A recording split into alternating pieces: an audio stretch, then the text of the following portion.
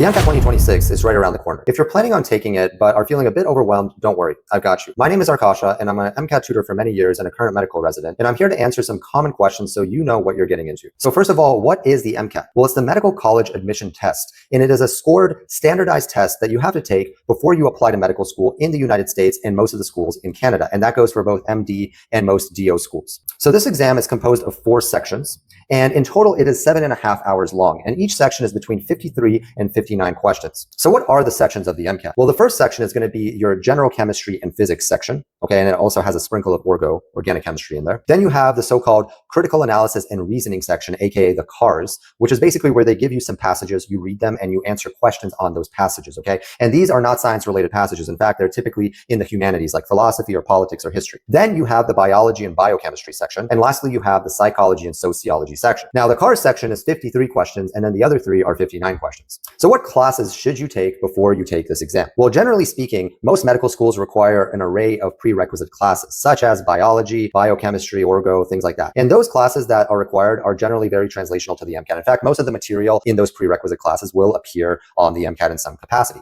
So what would I say is definitely recommended? I would say biology 1 and 2, general chemistry 1 and 2, organic chemistry 1 and 2, biochemistry, which is by far the most important subject on the MCAT. And then also I would recommend maybe psychology and sociology, but those are not required. I do think you can prepare for that section without those classes. Like for instance, I never took them, but I did fine. And then some other subjects that might be useful, but are by no means required would be things like microbiology, genetics, and anatomy and physiology. But again, I would only take those if they're already part of your core curriculum.